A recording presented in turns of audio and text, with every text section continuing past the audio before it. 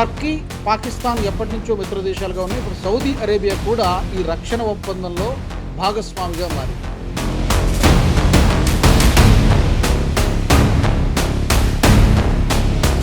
Pakistan nuclear deterrence ఉన్న country 3 దేశాల్లో. But సర్వశక్తివంతుల్లాగా అసిమ్ మునీర్ మారాలనుకుంటున్నాడు. అంటే ఏంటంటే ఆసిమ్ మునీర్ కూడా he wants to position himself as somebody who's delivering the prophet's message అన్నమాట.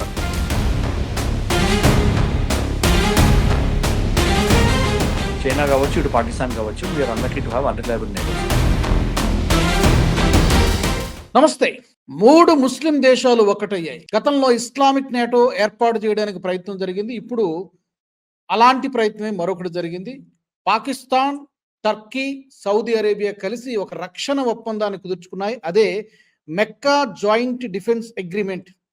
ఆగస్టు 7వ తారీఖున ఈ ఒప్పందంపై సంతకాలు కూడా జరిగిపోయాయి. సరే, ఇప్పుడు మన ప్రత్యర్థి లేదా మన శత్రువు బలపడుతున్నట్టుగా కనబడుతోంది. పాకిస్తాన్ ఒంటరిగా లేదు అనేటువంటి విషయం ఇస్లామిక్ బ్రదర్హుడ్ అనే కార్డు వాడిందో ఏమో తెలియదు. మొత్తానికి టర్కీ, పాకిస్తాన్ ఎప్పటి నుంచో మిత్ర దేశాలుగా ఉన్నాయి. ఇప్పుడు సౌదీ అరేబియా కూడా ఈ రక్షణ ఒప్పందంలో భాగస్వామిగా మారింది.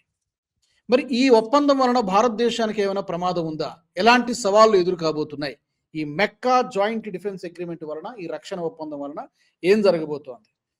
ఈ అంశాన్ని గురించి మాట్లాడదాం. నాతో జాయిన్ అవుతున్నారు రక్షణ రంగ నిపుణులు, అలాగే రిటైర్డ్ కల్నల్ పరమేశ్వర్ గారు. నమస్తే పరమేశ్వర్ గారు. ఇప్పుడు పాకిస్తాన్ చాలా సంవత్సరాలుగా ప్రయత్నం చేస్తుంది. గతంలో ఇస్లామిక్ నేటో అనే ఒకటి తీసుకురావడానికి ప్రయత్నం చేశారు. ఇప్పుడేమో మరి అదేమైందో, ఆ ప్రయత్నం ఎంతవరకు వచ్చిందో తెలియదు. ఇప్పుడేమో ఈ రక్షణ ఒప్పందం 3 దేశాలు కుదుర్చుకున్నాయి, సంతకాలు కూడా అయిపోయినట్టుగా ఉన్నాయి. ఇది భారత్కి ఏమైనా ఒక డేంజర్ బెల్సా? ఏమైనా ప్రమాద సంకేతాలు ఉన్నాయా? అంటే వాళ్ళు ఏమంటున్నారంటే ఈ 3 దేశాల్లో ఏ ఒక్క దేశంపై దాడి జరిగినా 3 దేశాలపై దాడి జరిగినట్టుగానే భావిస్తాం. మీ ముగ్గురం కలిసి వాళ్ళ మీదకి మేము యుద్ధం చేస్తాం. అదే కదా బేసిక్. కరెక్ట్ అండి. అంతే. That is only part of it. అదే నేను అన్నట్టు మక్కా జాయింట్ డిఫెన్స్ అగ్రిమెంట్ ఏదైతే ఉందో అది స్ట్రాటజిక్ మ్యూచువల్ డిఫెన్స్ అగ్రిమెంట్ అని ఎస్ఎండిఏ అని సౌదీ ఇంకా పాకిస్తాన్ సెప్టెంబర్ 2025లో సైన్ చేశారండి.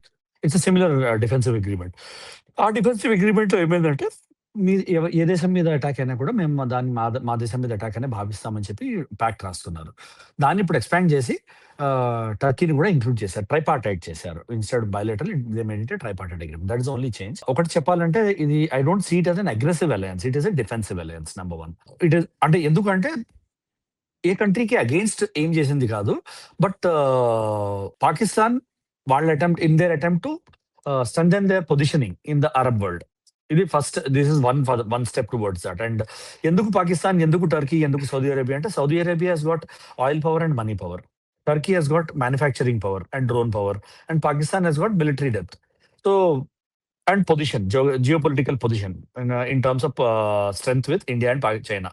Strategically గా ఇండియాకి చైనాకి క్లోజ్ గా ఉంది. సో ఆటోమేటికల్ గా ఈ 3 దేశాలు వాళ్ళ స్ట్రాటజిక్ ఇవి అలైన్ అవుతున్నాయి కాబట్టి చేసాయి ఇది. So number 1. నెంబర్ 2 ఏంటంటే armed attack on 1 member will be regard as attack on all against all 3 అంటుంది. అంతే. అంతకన్నా పెద్ద డెప్త్ ఆఫ్ అగ్రిమెంట్ అంటూ ఏం లేదు. బట్ ఏం చేస్తుందంటే దీనివల్ల పాకిస్తాన్ కి బెనిఫిట్స్ చూసారంటే సౌదీ ఫైనాన్సింగ్ కి, డిఫెన్స్ ప్రాజెక్ట్స్ కి గ్రేటర్ యాక్సెస్ దొరుకుతుంది. అలాగే defence industrial collaboration with Turkey ఒకటి ఉంటుంది, అదొకటి వాళ్ళు చేయగలుగుతారు.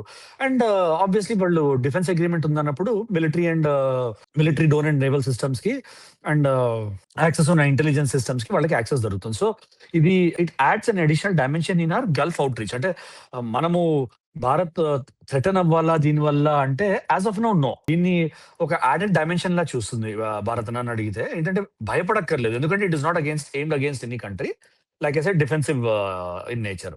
బట్ ఏంటంటే సెకండ్ మోస్ట్ ఇంపార్టెంట్ ఏంటంటే పాకిస్తాన్ న్యూక్లియర్ డెటరెన్స్ ఉన్న కంట్రీ 3 దేశాల్లో. బట్ న్యూక్లియర్ అలైన్మెంట్ గురించి ఎక్కడ మాట లేదు ఆ అగ్రిమెంట్ లో. సో ఇప్పటికి యాజ్ ఆఫ్ నౌ భారత్ ఎక్కువ టెన్షన్ పడాల్సిన అవసరం లేదు. ఇటు వచ్చి ఏంటంటే మ్యూచువల్ కోఆపరేషన్ వాళ్ళకి పెరిగిపోతుంది. Joint weapons developments, military exercises, inter operability ఒకటైతే ఏదైతే ఉంటుందో టర్కీ, సౌదీ అరేబియా, పాకిస్తాన్ లో వీటిలన్నింటి మీద. ఇప్పుడు మీరు ఎగ్జాంపుల్ ఏంటంటే మొన్నే హౌతీ సౌదీ మీద అటాక్ చేశారు. అలాంటి టైంలో it gives Pakistan and Turkey and Saudi అరేబియాకి ఇండిపెండెన్స్ ఉంటుంది. మీకు మాకు ఫోర్సెస్ పంపించండి, మాకు హెల్ప్ కావాలని అడగడానికి పాకిస్తాన్‌కి, టర్కీకి ఫ్రీ హ్యాండ్ ఉంటుంది ఫోర్సెస్ పంపించడానికి ఇట్లాంటప్పుడు. సో, ఒక కొత్త వేరియబుల్ ఇండియాకి సౌదీ అండ్ గల్ఫ్ డిప్లొమసీలో ఒక కొత్త variable plus increased defence cooperation between the Islamic countries పక్కన పెడితే, ఇస్లామిక్ నేటో అని పాకిస్తాన్ ఎప్పటి నుంచో స్టార్ట్ చేసింది. అంటే ఎస్టాబ్లిష్మెంట్ ఆఫ్ ఉమ్మా అంటే ఉమా అల్ ఇస్లామీ అని ఉంది. వాడంటే ఇస్లామిక్ నేషన్ అని, బేసికలీ వన్ ఇస్లామిక్ నేషన్ అని. That is their ultimate aim అండి. That is what their religion preaches. So that is what అంటే ఏంటంటే ఆసిమ్ మునీర్ కూడా he wants to position himself as somebody who's delivering the prophet's message అన్నమాట. Prophet అంటాడు ఖురాన్‌లో ఉమ్మా establish చేయాలి, ఇస్లాం entire world లో, అంటే ఇస్లామిక్ రాజ్యము అందరూ ఇస్లాంలో కన్వర్ట్ అయిపోవాలి, లేకపోతే జిజియా కట్టాలి. జిజియా అంటే ఒక ట్యాక్స్. జిజియా is a very oppressive tax, అంటే మిమ్మల్ని బతకలేనంత ట్యాక్స్ వేస్తారనమాట మీరు మాలో కన్వర్ట్ అవ్వకపోతే. సో అట్లాంటిది ఒక ఉమ్మా ఎస్టాబ్లిష్ చేయాలనేది ప్రాఫిట్ మొహమ్మద్ ది ప్రీచింగ్ అని చెప్పి వాళ్ళ నమ్మకం ఖురాన్ నుంచి. సో అది ఎస్టాబ్లిష్ చేయడానికి దిస్ ఇస్ వన్ స్టెప్ అని మనం చెప్పుకోవచ్చు. అయితే ఇప్పుడు మీరు అన్నట్టుగా ఇస్లామిక్ నేటో అనే ప్రయత్నం జరిగింది. సరే, ప్రస్తుతానికైతే ఈ అగ్రిమెంట్లో, ఈ డిఫెన్స్ ప్యాక్ట్లో 3 దేశాలు ఉన్నాయి. అసిమ్ మునీర్ అనేవాడు ఒక రూలర్గా కంటే, ఫీల్డ్ మార్షల్ కంటే కూడా తను భారత్ని ఎంతగా ద్వేషిస్తాడో మనందరికీ తెలిసినటువంటి విషయమే. ఒక చర్చ ఏంటంటే, అసిమ్ మునీర్ భారత్ పై యుద్ధానికి సిద్ధమవుతూ ఉన్నాడు, ఎందుకంటే తమ దేశంలో జరుగుతున్నటువంటి చాలా పరిణామాల గురించి ప్రజల్ని డైవర్ట్ చేయడానికి, వాటన్నిటికీ ఒకటే సొల్యూషను భారత్ పై యుద్ధం చేయడమే అనేటువంటి దిశగా ఆసిమ్ మునీర్ పావులు కలుపుతున్నాడు. దాంట్లో భాగంగానే ఈ మధ్య చాలా అక్కడ రకూస్ జరుగుతోంది. ఈవెన్ జర్నలిస్టులకి, ప్రజలకి ఎన్ఓసి నో అబ్జెక్షన్ సర్టిఫికేట్ తీసుకుంటేనే గానీ దేశం విడిచి వెళ్ళడానికి లేదు అనేటువంటి దిశగా ఒక నియంతృత్వ పాలన దిశగా పాకిస్తాన్‌లో అడుగులు పడుతున్నాయి. ఈ నేపథ్యంలో భారత్‌తో యుద్ధం జరిగినా కూడా ఆశ్చర్యపోవాల్సినటువంటి అవసరం లేదు. మరి మరికొన్ని దేశాలు ఏవైనా ఈ 3 దేశాలకు జత కలుస్తాయా? ఈ ఉమ్మా అని ఏదైతే ఉందో, ఈ ముస్లిం బ్రదర్‌హుడ్, మనమంతా ఒక్కటే, మన శత్రువులు వీళ్ళు అనేటువంటి ప్రొజెక్షన్ ఏదైతే తీసుకొస్తారో, ఇది డెఫినెట్‌గా భారత్‌కి ఇమ్మీడియేట్ థ్రెట్ లేకపోయినా కూడా డెఫినెట్‌గా ఒక ప్రమాద సంకేతం, అంటే ప్రమాదం అని అనొచ్చా అనకూడదో తెలీదు గానీ, అప్రమత్తంగా ఉండాల్సినటువంటి సమయం కాదా? ఇంకా ఇస్లామిక్ దేశాలు దానిలో చేరతాయా లేదా అనేది ఇట్స్ పార్ట్ డిస్కషన్ అండి. అంటే వేరే కంట్రీస్ కి చాలా ఇంప్లికేషన్స్ ఉంటాయి. అంటే వేరే కంట్రీస్ కి కెపబిలిటీస్ ఏమున్నాయి, దాని తర్వాత వాళ్ళకి బెనిఫిట్ ఏముంది. ఇప్పుడు సౌదీకి, టర్కీకి, పాకిస్తాన్ కి న్యాచురల్లీ బెనిఫిట్ ఉంది కాబట్టి జాయిన్ అయ్యారు, అండ్ ఎక్స్పాన్షన్ కావాలి కాబట్టి. మిగతా కంట్రీస్ కి ఏంటి బెనిఫిట్ ఉంది, పాకిస్తాన్ నుంచి వాళ్ళు పొందేది ఏంటనేది చూడాలి వాళ్ళు. ఎందుకంటే this is more Pakistan looking agreement than Turkey or Saudi looking agreement. So టర్కీకి, సౌదీకి బిజినెస్ వస్తుంది అంతే, కానీ పాకిస్తాన్ ఏం బిజినెస్ ఇవ్వగలుగుతుంది? పైసలు లేవు వాళ్ళ దగ్గర, డబ్బులు లేవు వాళ్ళ దగ్గర, వాళ్ళు ఇచ్చేవన్నీ అప్పు పైసలే. సో వీళ్ళు ఇచ్చేవి కూడా క్రెడిట్ మీద ఇవ్వాల్సి వస్తుంది చాలా, because of this agreement. So ఏ దేశాలు చేరుతాయి అనేది వాళ్ళ జియోపొలిటికల్ అండ్ స్ట్రాటజిక్ ఇంట్రెస్ట్ చూసి జాయిన్ అవుతాయా లేదా చూడాలి. But that's a far cry అండి, చాలా చాలా దూరమైన విజన్ అది. ఎందుకంటే even Gulf now realises Iran war తర్వాత ఒకటి క్లియర్ గా ఏంటి ప్రపంచానికి తెలిసిపోయింది అంటే, యుఎస్ఏ ఈజ్ అన్రిలయబుల్ అనేది చాలా క్లియర్ గా తెలిసిపోయింది. సో వెస్ట్ ఈజ్ అన్రిలయబుల్ అని ఒక ముద్ర పడిపోయింది ఈ ఇరాన్ వార్ లో. సో దాంతో ఏమైందంటే every country has started looking east. Mohammed bin Salman కూడా చూస్తే మీరు ఈజ్ పుట్టింగ్ స్పెషల్ ఎఫర్ట్, ఆయన చాలా స్పెషల్ ఎఫర్ట్ పెట్టి మోడీ గారితో కూడా చాలా మంచి రిలేషన్షిప్ మెయింటైన్ చేయడానికి ట్రై చేస్తున్నాడు, which means east out reach చాలా క్లియర్ గా ఉంది మిడిల్ ఈస్ట్ కి. సో ఈ ఉమ్మా వైపు వెళ్ళారు, లేకపోతే ఇస్లామిక్ నేటో వైపు వెళ్ళారు అంటే ఈస్ట్ అవుట్ రీచ్ అనేది తెగిపోతుంది. ఈవెన్ చైనా డజంట్, అంటే పాకిస్తాన్ ఫ్రెండ్లీ గా ఎందుకు పెట్టుకుందంటే ఇండియాని కౌంటర్ చేయాలని తప్ప, but otherwise China is also anti Islamic. So వాళ్ళ కంట్రీలో వాళ్ళు ట్యాంకులు పెట్టి మసీదుల్ని కూల్ చేస్తున్నారు.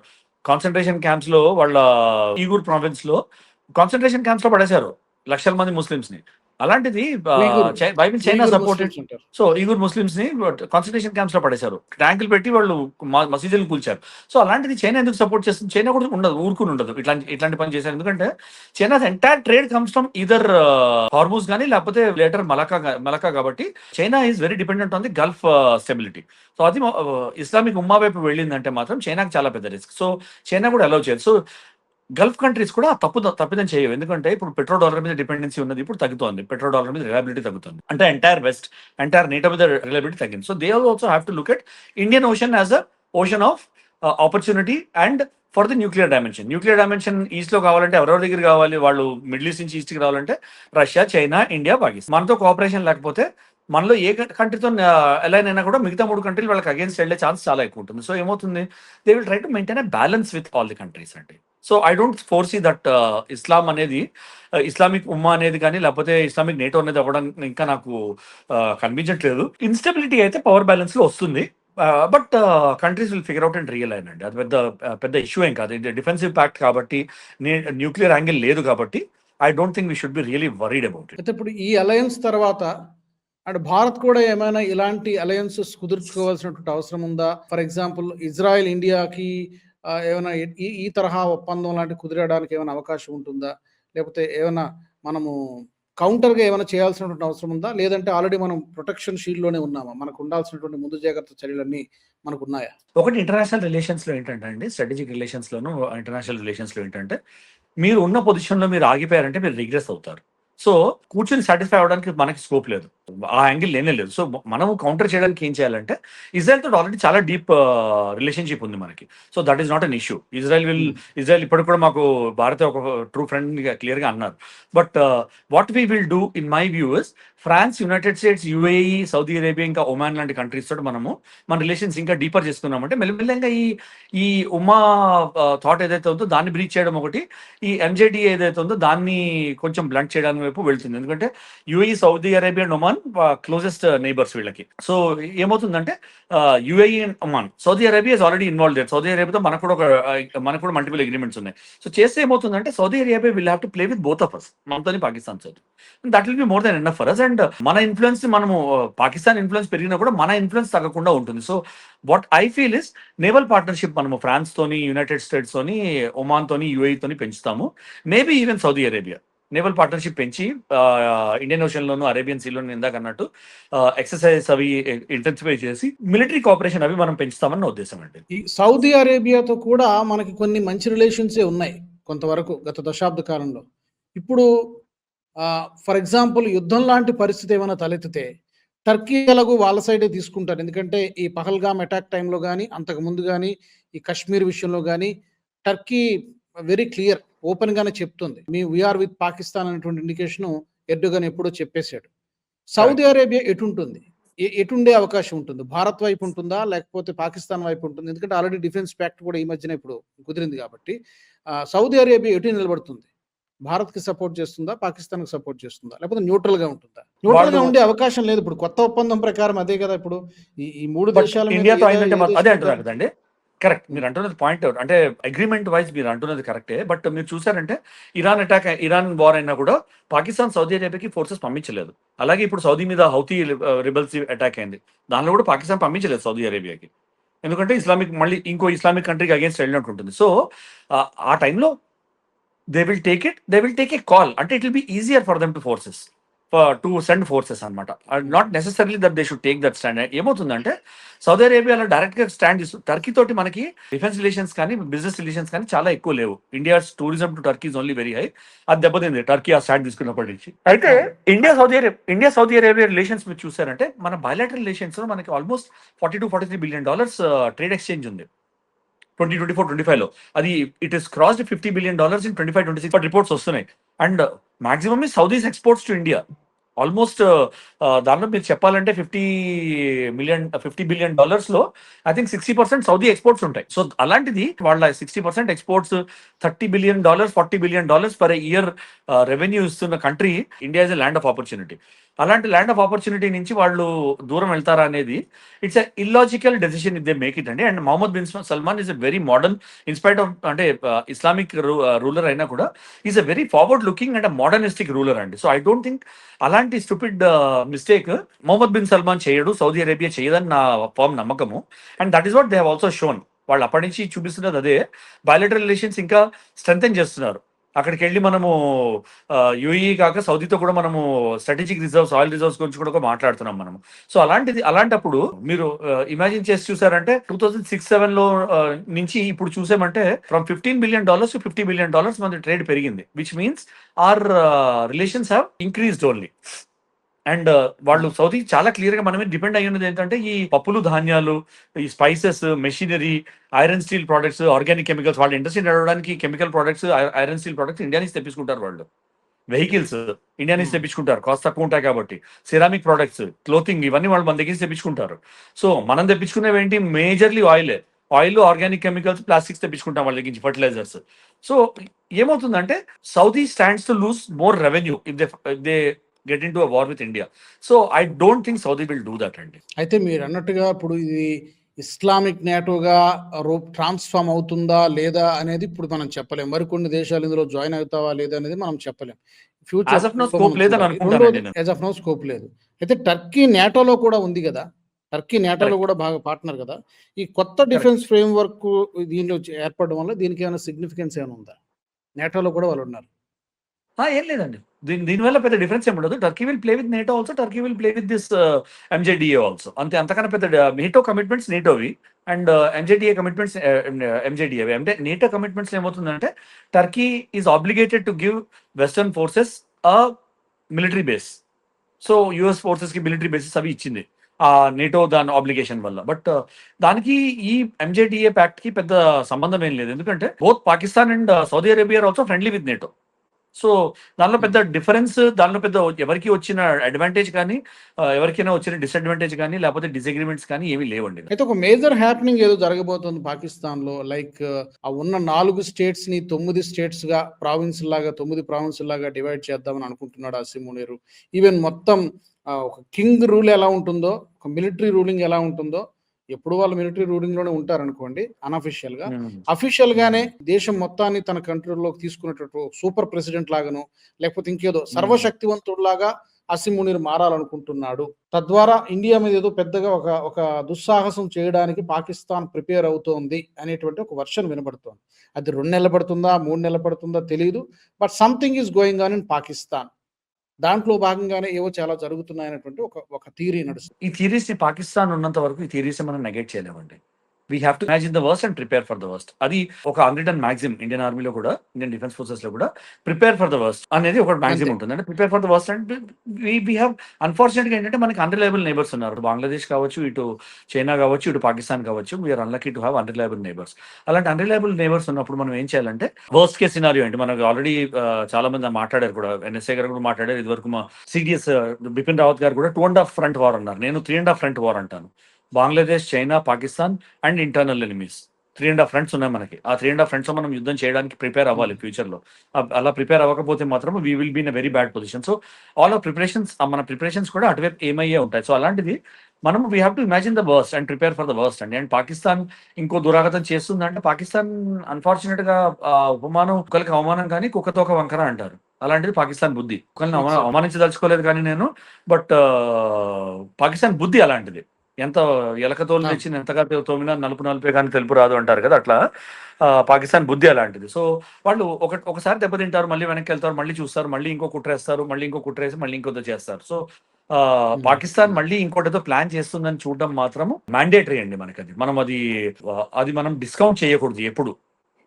సో వీ షుడ్ ఏం ప్లాన్ చేస్తున్నారు అనేది మన ఇంటెలిజెన్స్ ఏజెన్సీస్ అవన్నీ యాక్టివ్ గా ఉండి we should be clear and we should be the thing. We should alert గా ఉండాలి. 365 రోజులు 365 days 24/7. ఎందుకంటే అన్ఫార్చునేట్లీ మీరు చెప్పినట్టు వీ హ్యావ్ బ్యాడ్ నైబర్స్ కాబట్టి అందులో పాకిస్తాన్ అయినా, చైనా అయినా, బంగ్లాదేశ్ అయినా అందరూ అలాగే ఉన్నారు. కాబట్టి అప్రమత్తంగా ఉండాల్సిందే. మరి కొంచెం వాళ్ళ బలాన్ని పెంచుకుంటున్నారు కాబట్టి ఎనీథింగ్ కెన్ హ్యాపెన్. మనకు ఆ శక్తి సామర్థ్యాలు కూడా ఉన్నాయి. మన సైన్యానికి ఉంది, మన ప్రభుత్వానికి కూడా ఆ సత్తా ఉంది. కాబట్టి వీఆర్ ఆల్సో రెడీ అని నేను అనుకుంటున్నాను. చూద్దాం. థ్యాంక్ యూ పరమేష్ గారు. మొత్తానికి పాకిస్తాన్ భారత శత్రువు. పాకిస్తాన్ మరింత బలపడుతోంది. ఎప్పటి నుంచో పాకిస్తాన్ ఇస్లామిక్ నేటో కోసం ప్రయత్నం చేసింది. అయితే ఆ ప్రయత్నం సక్సెస్ కాలేదు. తాజాగా ఒక రక్షణ ఒప్పందాన్ని మాత్రం కుదుర్చుకుంది టర్కీ, సౌదీ అరేబియాతో కలిపి. దీంతో ఏ దేశంపై ఎవరు దాడి చేసినా ఈ 3 దేశాల్లో మిగతా 2 దేశాలు కూడా ఒకటై చేరతాయి. ఆ ప్రత్యర్థి మీద అది ఎవరితో యుద్ధం జరిగినా 3 దేశాలు ఒక్కటవుతున్నాయి. ఈ ముస్లిం 3 దేశాలు కూడా. చూడాలి మరి ఇది రాబోయే రోజుల్లో ఎలాంటి పరిస్థితులను తీసుకొస్తుంది, భారత్ ఎలా దీన్ని హ్యాండిల్ చేస్తుంది అనేది చూడాల్సిన విషయం. ఈ ఎపిసోడ్కి సంబంధించి మీ ఫీడ్బ్యాక్ని తప్పకుండా మీరు కామెంట్ సెక్షన్లో తెలియజేయండి. మరొక ఇంట్రెస్టింగ్ టాపిక్తో మళ్ళీ కలుద్దాం. జై హింద్. ఈ వీడియో మీకు నచ్చినట్టయితే లైక్ చేయండి, 10 మందికి షేర్ చేయండి. అలాగే కామెంట్ల రూపంలో మీ అభిప్రాయాలను మాతో పంచుకోండి. Nationalist hub group of channels ను సబ్స్క్రైబ్ చేసుకుని తెలుగునాట జాతీయవాద జర్నలిజాన్ని ప్రోత్సహించండి. ఈ వీడియో కింద ఉన్న బెల్ ఐకాన్ పై క్లిక్ చేయడం మర్చిపోవద్దు.